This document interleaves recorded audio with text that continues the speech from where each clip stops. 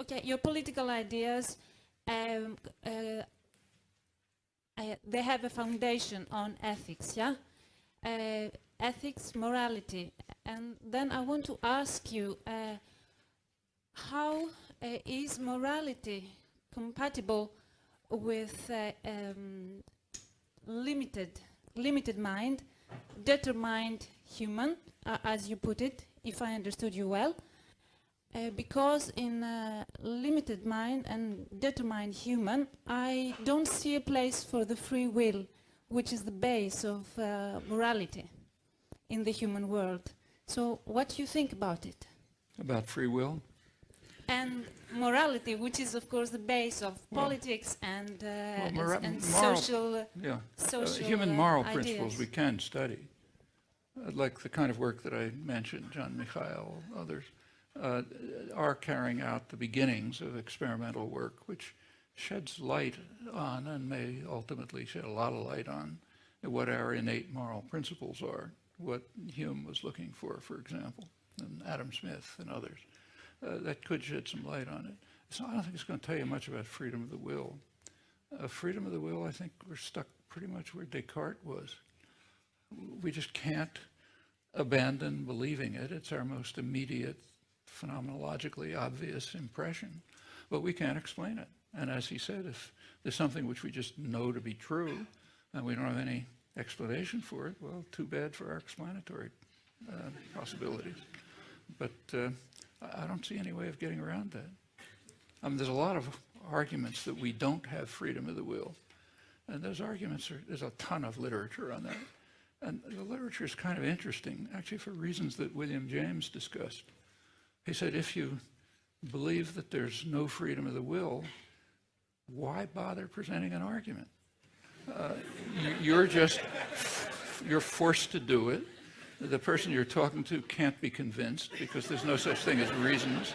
So why not watch a baseball game? That wasn't his example.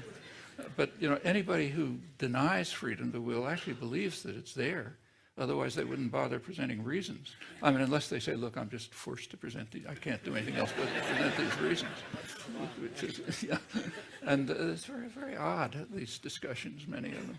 Actually, you may have seen some experimental work which caused a big flurry a couple of years ago. Some neurophysiologists discovered that if a person's going to carry an act of willed action, let's say, pick this up, say, you can find activity in the motor centers of the brain before there's a decision to pick it up, okay? And that was held to show, okay, we've undermined freedom of the will. It doesn't say anything. All it says is what we ought to know anyway. Decisions are mostly made unconsciously. By the time they reach the level of consciousness, they've probably already been made. But that doesn't tell anything about how decisions are made. My question relates to the previous question, actually. Free will. As a philosopher, I'd like to, well, you as a philosopher, I'd like to ask you this question. Studies have shown that decisions made in the brain actually appear some moments before an individual experiences them. Yeah. Well, how can you then say that there is such a thing as free will? I mean, thus, wiring, determinism, it proves that free will basically doesn't exist. Yeah. Those are the experiments I was just referring to.